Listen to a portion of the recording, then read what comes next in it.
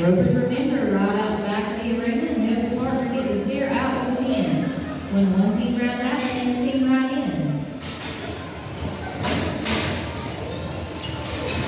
Krista and Brian, right in, please. Hey, it's Jerry. Welcome back to Smoker Farm. We're going to do something a little different. This morning I ran over to Baker. There's a USTRC team roping over there. I watched a little bit of the 10.5. But a couple of guys that I rope with are up in the ropings this afternoon, so I'm going to run over and we'll take a look at that. I'm not competing in it today, but I had planned on it, but plans change. So I'm finished at the house, finished at the barn. We'll run over and take a look, see how they do. On day 2 is Coleman Reeves, the killers for 69. In the whole Bridge Jones system. In the whole game, 40-70 Lawson at 19. Ready, Captain Duos, Shane Kaiser at 20. Adam Norwood, Kate Clark at 21. Walter and Lawson right in, please.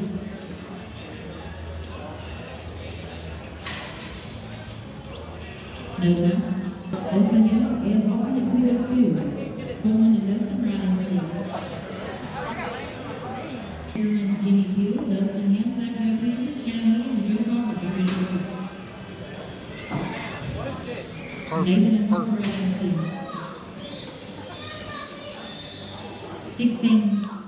All right, it's a few days later. I didn't bother closing that video out because it was getting dark. The lighting wasn't that great, so I did stay and watch the 8.5 roping, and one of the guys that goes to the same practice pen that I do won the saddle in that, so on the heel side.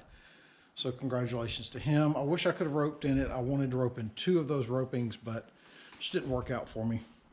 Back here at the house dealing with the goat mess, and I'm going to take Tex out and ride him around a little bit, get him some exercise. He's starting to look better. Put him on a mineral supplement. He's really hard to keep weight on, so I'm giving him oil and vitamins.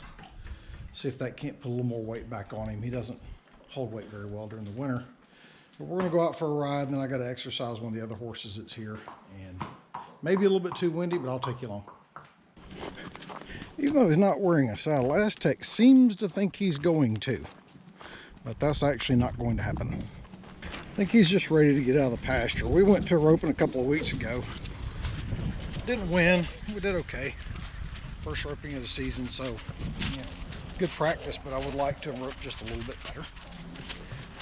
This area, I'm thinking about fencing this down to the pond to allow access to the pond there, and then it's just that much less for me to maintain, because cutting this with a tractor or the mower is a real pain in the butt.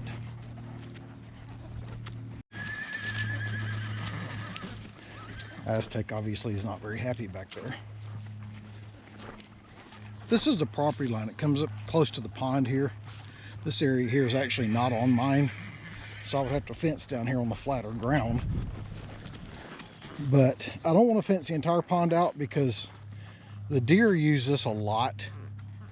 There are deer tracks everywhere right here, and I don't want to cut them off from it, but I would like to have the goats be able to maintain these terraces right here, because there's no way to mow those and they get stickers and pine trees and other stuff growing on them, and the goats will clean that up. So I'm thinking about just bringing the fence down and just tying it into the pond about where that pipe goes in, maybe just the other side of it, and just leave this end open. Never had a gator in the pond since we've been here. There's really nothing in there for them. If I see one in there threatening my goats, obviously I know how to take care of that. But that's going to happen probably this spring, because I just don't want to keep maintaining an area that grows a lot of grass when I could be using that for grazing. It's not a huge area.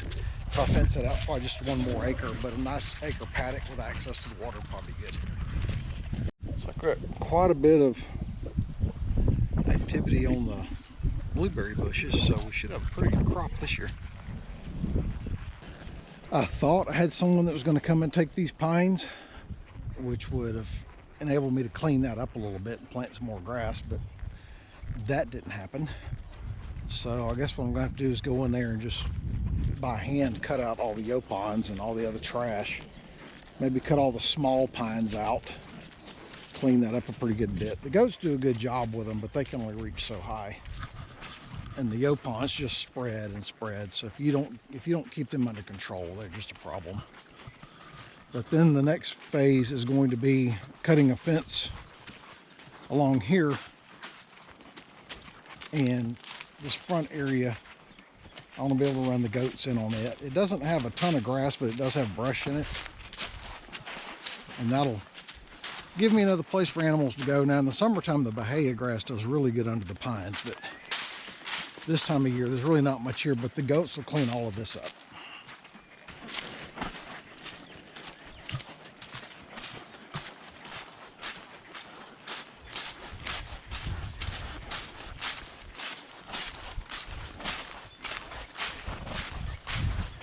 This is the other side of the driveway. I think what I'm going to do is divide this into two 1 acre, or actually probably about 1.5 acre paddocks. It has a lot of centipede in it, which the horses love. And then I've got some brush over there that I need the goats to clean up on the other side. But first thing I have to do here is I got to fix the fence down here in the corner where there's a rotten post. I got to fix that. And then as I fence this, it's going to match the driveway fence, which is time consuming and expensive to do. But I want it to look right, so. And then I've got a couple soft spots where there are old stumps. I want to fill those in too. But I'm gonna bring a fence probably across from the end of this fence to there, and then run a second fence that curves around the driveway and includes all that brush down there. That would probably be, it'd be 1 acre here and about 2 acres here. And then I could have the goats clean up all that brush and just run that fence all the way down to the pond. Well, after I got done with Tex, I was going to catch Nugget and take him on a nice relaxing ride, but Nugget elected to run from me, which is not tolerated around here. So we're going to do round pen work, and we're going to learn obedience. He's in training, obviously not fully trained, and sorry if you're getting dizzy from the camera, but sometimes you just have to teach them who's boss. Don't have to hit them, just have to catch them, make them work, impose your will, move their feet, make them understand that we're going to do what we say and not what they want. So we're going to do this for probably another 20 minutes until we get the idea that maybe we shouldn't run from me, and then he'll get put up and get fed. This is Captain Jack. Captain Jack may be the coolest goat here. He thinks he's a person.